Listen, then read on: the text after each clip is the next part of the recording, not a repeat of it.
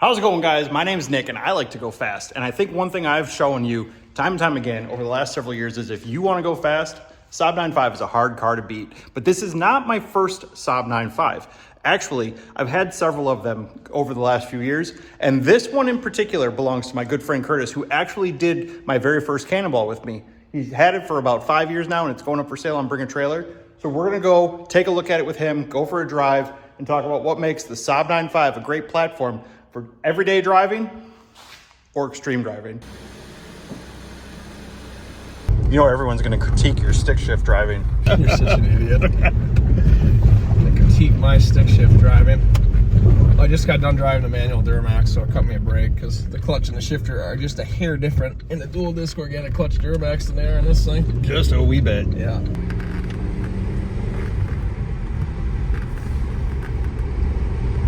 God, it is smooth. It's a smooth car. It's got no fucking miles on it, dude. It's a hell of a lot smoother than the Cannonball car. Yeah. We can take that out in the rain.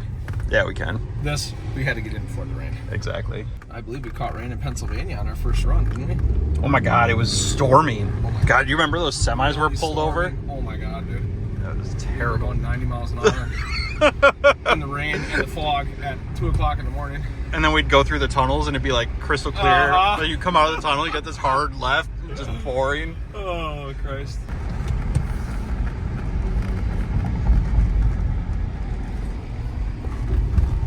I think one thing that surprises me about this is even being a wagon, it's not like all hollow and echoey in the back. No, it doesn't drone hardly at all. I know. I mean, dude, it's a mystery Saab went out of business after building really super nice cars like this. Exactly. And I really wish I had a need for the thing still, but since we had our second kid and we got 2 dogs, there's not enough room in here. No. I can't put 2 car seats, 2 dogs, and all of our shit and go up to the cabin in this car. It doesn't work. The Saab faithful will get mad at you for that because they'll say that they made pet racks like dog nets and everything. One goes with this.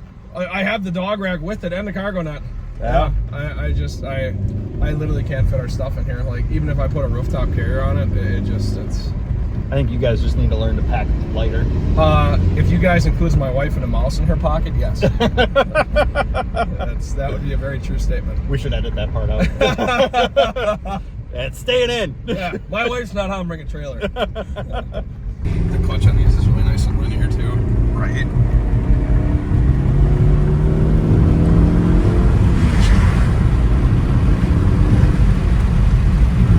Valentine says, no police. All right.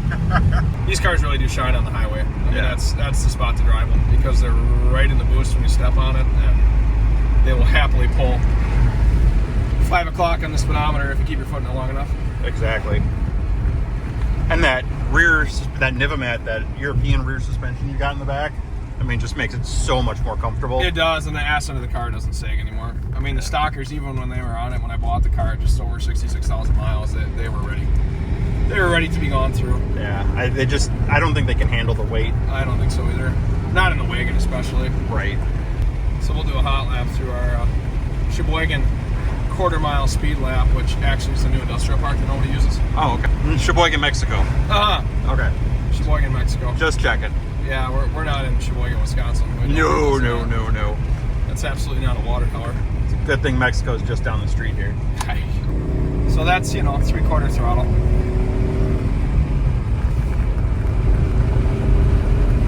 Car pulls, they're just so smooth, and now we're down. Now we're going to come right up to this T in the road.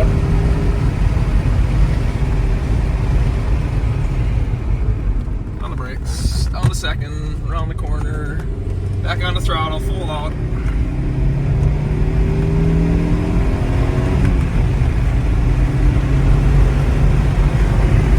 Still full out. 4th gear. Whee! That's 90 miles an hour. Yeah. Nice and linear on the brakes, down to 3rd. All the way up to the speed limit. Yeah, all the way up to the speed limit. Into the roundabout. Whee! 2 hands on the wheel. Okay. Not much tire noise on those Indy Firehawk 500s. You really love those. I do. I was never really a fan until I rode in more of your cars.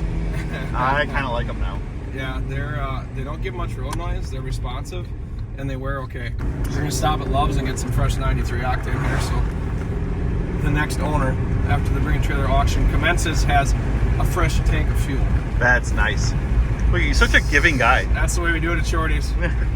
We love cars and we lose money. There you go. That's the way to do it. I'm kind of like a drug dealer that likes drugs. They don't make any money.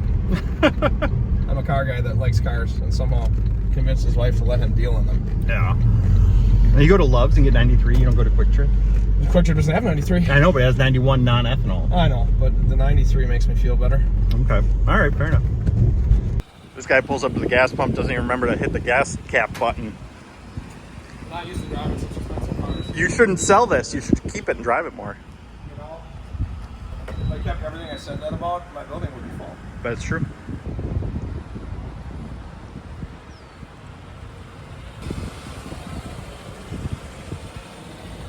Are you doing a full tank? Huh? Are you doing a full tank? Well, I'm going to put a full tank in. It was at like 3/4. Oh. He's going to let me drive now. I'm going to let Nick drive now. Nick's one of only a handful of people I would let drive anything that I own. God, you should just drive this from the back seat the way this is. Dude, have you seen the size of my legs? I've seen the size of, well, most of you. There you go. There's Jeller 6750 as he's known on Bring a Trailer. That's true. Make sure you get my big fat stomach. Well, nice. He's been a Saab 9.5 guy since, you know, pretty much youth. Since Christ was corporal, basically. Let's see if he remembers how to drive a manual. He drove down here in the Cannonball car, and that's the Aisin in the Edna. Yep. We'll talk about the Cannonball car a little later, but The slushity box. Slushity box. Yeah. The proper transmission in this one. Auto tragic in the Cannonball car. Yeah, although some guy on Facebook believes that the proper tranny is the 5-speed Aisin automatic. Oh my god. He must be kind of old or just no fun. Oh, take a ride. Maybe he's only got Yeah, one go leg. Right. Go right. Maybe he's only got one leg. It doesn't probably have quite as much as the Cannonball car, but You know, it doesn't, but at the same time, like, this thing has so much torque, just stock, that you never feel like you're lacking for power with it. I think that would be pretty accurate. All right, so here's Nick Krieger. He's actually the reason I own a Saab 9.5, and he was the one that found me this wagon in June of 2020 down with William in Florida. Yeah, so here we are out driving the Saab 9.5 Aero 02, grabbing a couple gears in Mexico once again, ladies and gentlemen. We got Valentine on board just in case. This is a freshly repaved road, and if there's any cops out on the highway, they can't get to us, so we're fine. Yeah, we're at 100 miles an hour here in case you wondered, and she's nice and smooth. Nobody coming up. This is ridiculously smooth. Yeah, I mean, we're just here. He's got one finger on the wheel, and we're making time. So yeah, there you go. We're in 4th gear. Car's happy, smooth as can be. Tires are all balanced out, excellent. Your nickname in college was Sausage. Old Wisconsin sausage. Oh, specifically. Huh. You weren't that old in college. No, I know, right? Sure felt old. That's okay. Actually, my nickname in college was Rev. Rev. Rev.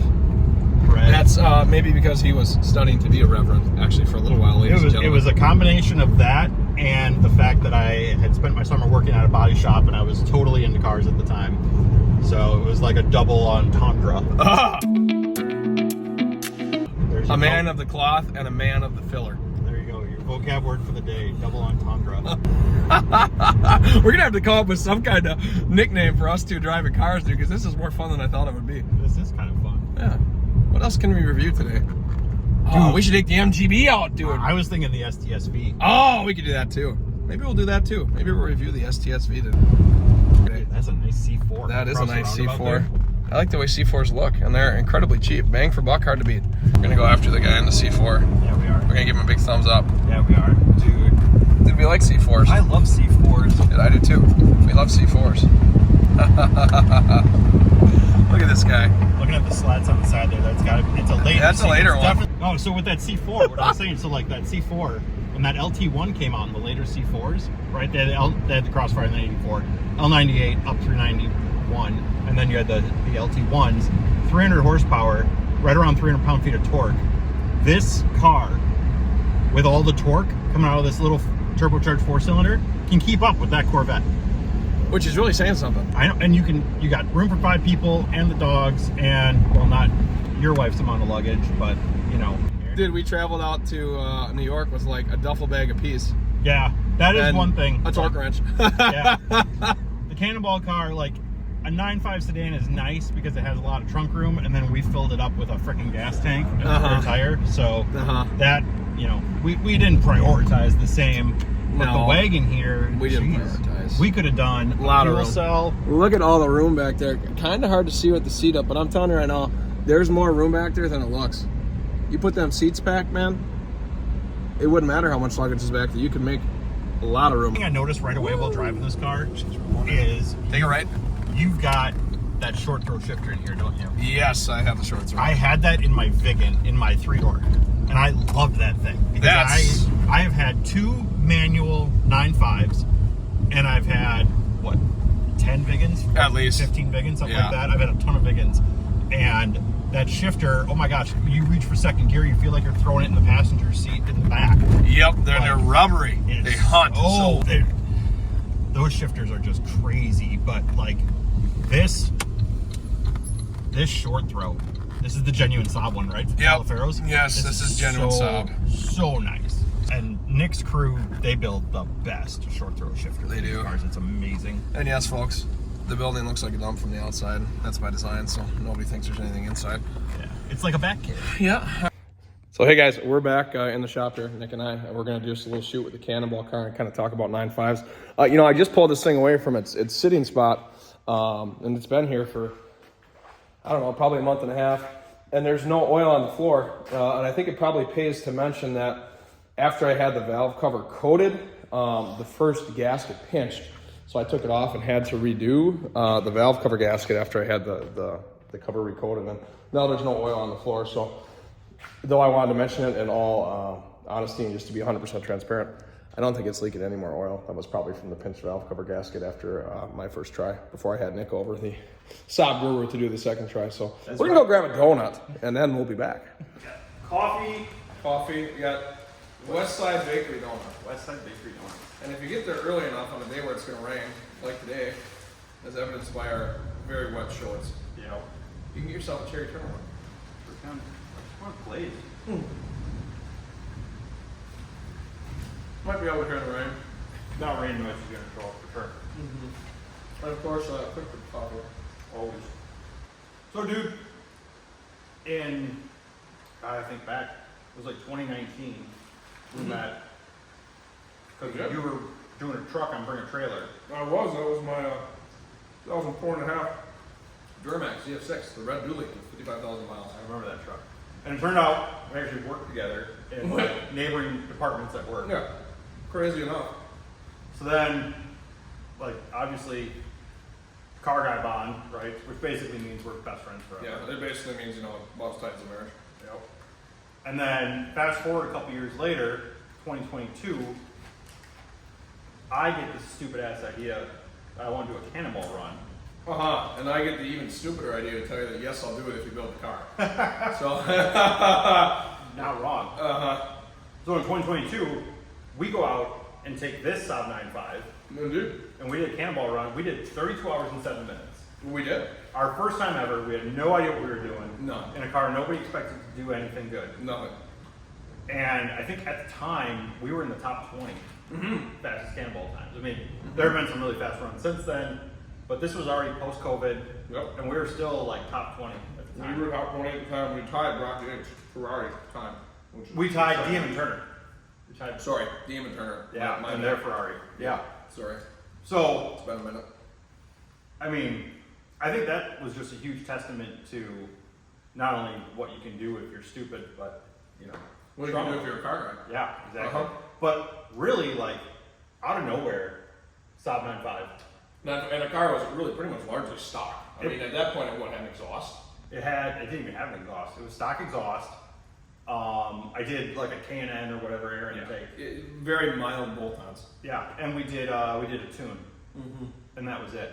And the interesting thing about the tune was nobody knew how to tune a car for Cannonball, so it had all sorts of like get up and go, like we were gonna drag race it. The car actually had a low top speed. Dude, we checked 143 coming through the Arizona mountains. That's right. At like, what was it? Almost midnight. Dude, we were flying. But I mean, just to see that's basically more or less a stock Saab 9.5. Indeed. Was living up in the same realms of the Ferrari 308, You know, we were within an hour of Alex Roy in the M5. These are amazing cars. These are crazy. They're amazing cars. They're not only crazy powerful, but they're also crazy comfortable. Well, and that was a huge thing, right? Like that's a big reason we picked it, because we knew we were going to be in this car. We figured for 35, 36 hours. Oh yeah, and we drove all the way out to New York from Wisconsin. Right. So I mean, we'd been in the car for better than 50 hours by the time we got on the Cannonball Run. It was 1,000 miles out to the starting line, and then you do almost 3,000 to the finish. Yeah. If you look at Nick and you look at me, obviously we're a bit different body type, really super long legs. You know, we're both kind of stocky, but the car is comfortable for both of us. I mean, it's not like the car is comfortable for me and not for you, or for you and not for me, vice versa. The car is really comfortable for both of us, and that's something nice about the 9.5 platform. It's just a comfortable driver for just about anybody of any body type. Well, exactly. And so, you know, since our drive together, this car's gone out. It's done a couple more cannonballs. It's done some notable things, if you will. Notable thing. If you can read the windshield, it's notable. Notable. And I think one of the things that impresses people so much when they get in the car for the first time, you know, my other co-drivers and everything, is they remark, wow, this car is way more comfortable than I thought it would be. It's way more roomy than I thought it was going to be. And then they go out and drive it, and the performance is it's way more powerful than I thought it was going to be. Oh, yeah. The car really, it just surprises people in just about every facet. Which really says something for the design team and the engineering that was going on back in the 90s and early 2000s and so on. This is the continuation of the 9000, right? So I've had a 9000. We had a lot of fun in that 9000. A lot of fun. But then to think like you're an engineer and marketing at GM, and you're saying, how do we improve on this? What's next? And you come out with what eventually becomes that 9.5. And really the differences between the two are very subtle. The reason we went with the newer one is we wanted a slightly different body style, slightly different interior, specific for the Cannonball Run. Yeah, and much less characteristic. So when you go by somebody and they say, hey, a sedan went by me driving like a total moron, it's a lot harder to spot that series of 9.5 than it is this one. Exactly. But I mean, honestly, I've had two of these older original pre-facelift. A steel gray with a manual. I did. I had the 9.5 sedan, and then I had the 2000 wagon. Aero wagon. The black one. You know, as somebody who owned two manual Aero vehicles, one thing we did specifically on this car for the Cannonball Run was we went with the automatic because we thought this is going to make the drive so much easier and we'll be fine. And it's a good car. It's a nice car, and I give a lot of props to the build that's in it right now. But really, the automatic just doesn't have the strength that the manual does. This automatic transmission specifically has been rebuilt twice now. Right? It's got a massive tune on it. It's got this massive torque converter on it, and it drives fantastic. But I could have had all that and more if I would have just had the stock manual transmission. Totally. It's the Aero. It's the old two. It's got the manual. It's the kind of car that you can take and drive for a long time and leave it just as it is. Or you can start on this in a really nice fresh platform, put a tune on it, put an exhaust on it. I mean, that was my big dreams, right? Well, exactly, right? I mean, we were on the test drive, and it was very clear. This car has all the power, all the torque that you're going to need for days. The handling is perfect, especially with that rear suspension that you did on this car. So, I mean, this car, you could pick it up from the auction and drive it home. Drive it for another 200,000 miles. Anywhere. I mean, the 2.3 in these cars is known for its reliability. This has got the updated breather kit. It's got the bigger starter. It's got a brand new valve cover gasket, which, honest to God, appears to have taken care of the oil leak. It really shouldn't need anything. You know, the tires got, give or take, probably 15,000 to 20,000 miles on them, but they're quiet, they're perfectly balanced. We had the car to 110 miles in Mexico this morning, so 110 miles an hour. I mean, it's ready to go. Yeah, roughly. You know, it might have gotten close to 120. Yeah, give or take. We'll see. But you know, on the flip side, the car's fantastic the way it is. If you want to build it, like Curtis said, it is the perfect platform for it, right? I mean, you could go all the way up to punching out to 2.5. You could put a bigger exhaust, bigger turbo, all that stuff, and you could have over 400 horse coming out of your Saab 9.5 if you want, or anything in the middle. But the way it came, basically from the factory like this, phenomenal. Yeah, they're so hard to beat, man. I mean, you can look into the Volvos and you can look into a lot of other stuff that might have just about the same power. Yeah, it's all-wheel drive, okay. But anytime you throw more in the car as far as drivetrain complexity, they tend to become less reliable. And that's the beauty of a nice front-wheel drive car. It's good in any kind of weather. Dude, we live in Wisconsin. I mean, how many Wisconsin winters have you driven your Wagon convertible through? Oh my gosh, it is literally my winter car. It's the winter car. Nobody drives a winter car as a convertible. Nick drives a winter car, and it's a convertible, and it's a Wagon, and it's a manual. Yeah. And how many miles does it have on it? 264, 265, Right. something like that. Yeah. 30,000 from the accident, from Yeah. the rebuild. I mean, that car is awesome. And really a Vigan, you know, for the Saab people out there, you guys know, the Vigan is the Saab 9.5 heart shoved in a 9.3. So again, everything we've just been talking about, GM and Saab, they realized the power, the potency Yep. of this driveline, and they just shoved in a smaller car, and boom, they had a class challenging sports car. I won't say class leading. You had the M3 at the time and all that. I respect all that in the S4, but holy cow, that car was in the conversation Absolutely. when all that was happening. Absolutely. And to see what you can get a nice one of these cars for, a really nice example. Bang for buck, I think you're going to have a really hard time finding a better, more reliable platform if you're looking for a wagon and you're looking for a manual. Exactly. And you think about like the feature set, like nowadays it's 25 years after these things were designed, right? I mean, you got to look at this with a grain of salt, right, through a colored lens. But when you look back at like what were those top tier vehicles offering, this has the auto leveling HID headlights, right? Yeah. I mean, it has the heated seats in it. Heated rear seats even. That's right, heated rear seats. I have a 2003 Mercedes E55, and it doesn't even have the heated rear seats. Yeah, You know, that car was more than twice as expensive. It wasn't even an option, right? You think about like that's what Mercedes was putting out, and this is what Saab was putting out. Yeah. So I think this is the kind of car where you're gonna buy it, you're gonna drive it 5 miles down to the grocery store, you're gonna take your kids to school, take your dog to the vet, go to work, whatever it is, or you want to drive 65 hours at a stint without stopping. You're gonna be comfortable, you're gonna feel confident, you're gonna have a hell of a lot of fun. Definitely. I hope people can see that. Really, Nick and I are just car guys. And this isn't something like you just bought as a quick flip. You bought it. Dude, I've known the 5 car years for ago now? yeah, I've known the car for more than 5 years, and for every one of those years, it always sat in my building over winter. And I've been the guy that pretty much directed the maintenance on it if I wasn't doing it myself. Exactly. And I feel personally connected to this particular auction and this particular car of yours because I feel like it's kind of my fault. So there's, hey, look at this beautiful Saab wagon down in Florida. Oh, I think I'm gonna buy that. And you know, I've seen you have it for a few years. I know your brother had it, and then you had it back now, and I can't wait to see it go to the next owner. I hope it's a Saab guy, and if it's not a Saab person, you're going to become a Saab person very, very quickly. Definitely. When you get into this car. Definitely, I would totally agree. Cool. Well, good luck with the auction. See how high she goes. All right, there you go. Cheers.